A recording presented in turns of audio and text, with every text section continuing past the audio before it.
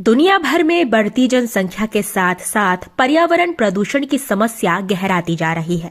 कचरा प्रबंधन वर्तमान समय में एक विश्वव्यापी समस्या के तौर पर सामने आया है। अत्यधिक प्लास्टिक और पॉलिथीन के प्रयोग से जहां हवा और पानी सबसे ज्यादा प्रदूषित हो रहा है, वहीं अत्यधिक कीटनाशकों के प्रयोग के कारण मिट्टी उर्वरा शक्ति लगातार क्षीण होती जा रही है। वहीं पर्यावरण संरक्षण में मिट्टी बचाओ अभियान में कई स्वयंसेवी संस्थाएं गंभीरता से जुटी हुई हैं। इन्हीं संस्थाओं में से एक हिमवंत फाउंडेशन संस्था द्वारा मंदिरों में प्रयोग होने वाली सिंथेटिक चुन्नी की जगह सूती चुन्नी के प्रयोग के लिए अथक प्रयास किए जा रहे हैं। साथ ही मिट्टी बचाओ अभियान के लिए भी लगातार जन जागरूकता कार्यक्रम का आयोजन किया जा रहा है।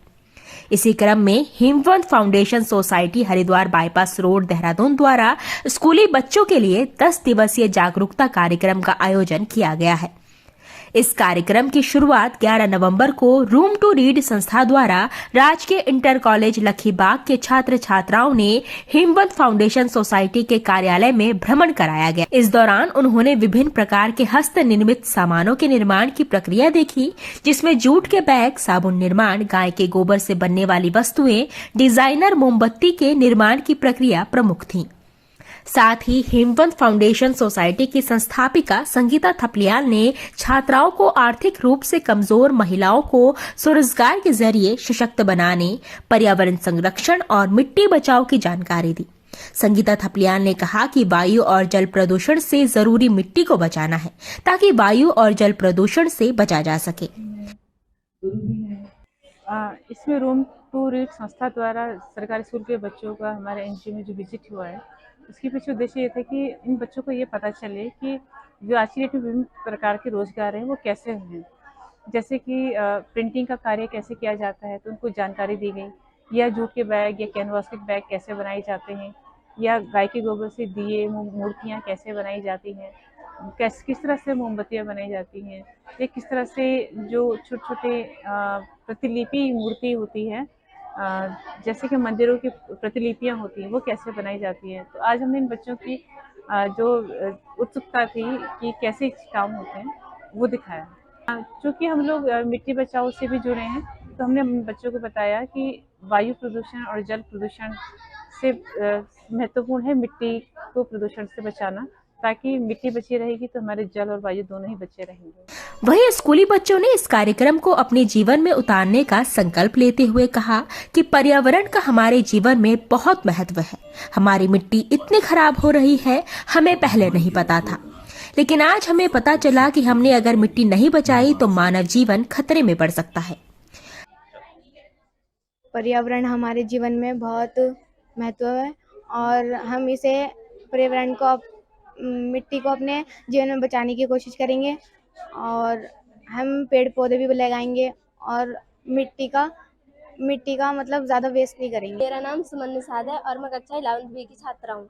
हम अपने स्कूल से यहाँ रूम टू रीड संस्था द्वारा अपने एसएम दीदियों के साथ आए हैं और मतलब हमें कुछ चीज़ों के बारे में तो जानकारी थी, पर जो पर्यावरण से रिलेटेड है कि मतलब हमारी भूमि इतनी ज़्यादा मतलब उपजाऊपन कम हो रहा है, इसके बारे में हमें इतना ज़्यादा पहले नहीं पता था। और जो हिमवंत फाउंडेशन सोसाइटी है, यहाँ पर आके हमें बहुत सारी जानकारी मिली और सबसे अहम जो है वो पर्यावरण के बारे में मिला कि हमारी जो भूमि है वो अब मतलब इतनी उपज मतलब हम 40-45 या 50 साल से ज़्यादा मतलब अनाज नहीं उगा सकते हैं अब, तो हमें मतलब इसके प्रति बहुत ज़्यादा जागरूक होना पड़ेगा। आज हम रूम टू रीड के साइड से यहाँ पर आए हैं हेमवंत का फाउंडेशन में। यहाँ पर आके मुझे बहुत अच्छा लगा। यहाँ पर आके मुझे एक चीज़ बहुत अच्छी लगी, जो कि गोबर से बनी मूर्तियाँ। मैं सोचती थी गोबर से कुछ नहीं हो पाएगा, मतलब वो ख़राब होता है, वेस्ट होता है, लेकिन यहाँ पर पता चला है कि गोबर से मूर्तियाँ बनती है, दिया बनता है और भी बहुत अच्छी चीज़ें देखी। मैंने बैग बनाए, मूर्तियाँ बनाई, बहुत अच्छी अच्छी चीज़ें और दिया बनाए और मोमबत्ती का हमने यूज़ किया, साबुन कैसे बनता है ये सब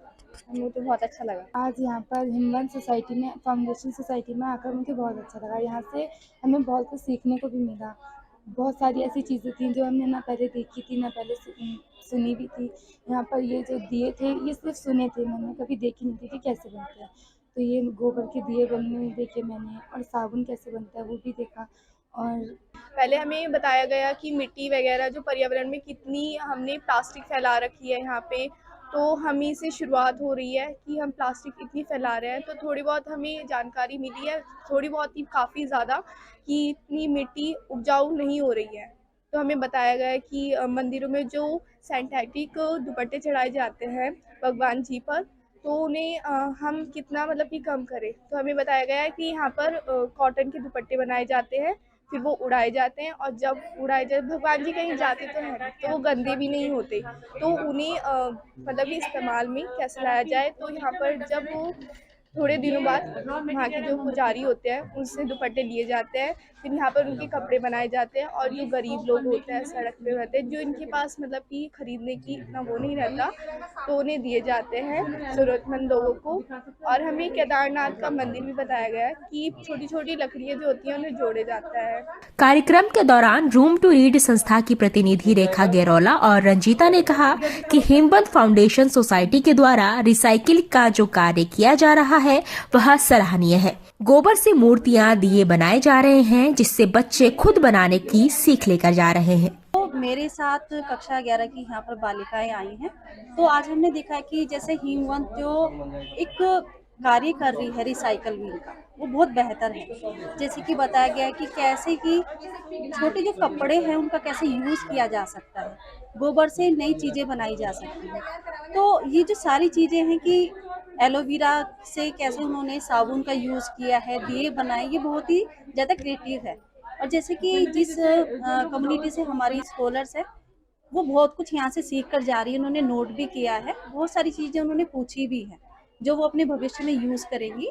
और एक तरीके से हमारी स्कॉलर्स इस हफ्ते उसमें होमवर्क भी करेंगी, जिसका फीडबैक हम आपको ज़रूर देंगे। लेकिन इस तरह के जब उन्हें रास्ते दिए जाते हैं, ऐसा कोई इनको अवसर मिलता है जिससे वो ऐसा कुछ प्राप्त कर सके कि हमारे आसपास ही, जैसे हमने यहाँ हेमबंद फाउंडेशन में आज आके देखा कि यहाँ पे हमारे आसपास ही बहुत सारी चीज़ें ऐसी उपलब्ध होती हैं जिनको हम वेस्ट समझते हैं, जिसको हम ये सोचते हैं कि नहीं इसका कुछ यूज़ ही नहीं है, या उनसे दूरी बनाने की कोशिश करते हैं। तो उन्हीं चीज़ों को किस तरह से हम अपने भविष्य के लिए भी इस्तेमाल कर सकते हैं, अपने पर्यावरण को भी बचाते हैं उन्हीं चीज़ों से, और उनके लिए आगे अपना रोजगार का अवसर भी उन्हीं चीज़ों से हम उपलब्ध कर सकते हैं। कार्यक्रम के दौरान हेमबंद फाउंडेशन संस्था के सहयोगी आलोक शर्मा, आशीष भट्ट, रंजीता गिरी, नीति, अर्चना, सोनी पंचवाल मौजूद रहे। भानु प्रकाश नेगी, हेमबंद प्रदेश न्यूज, देहरादून।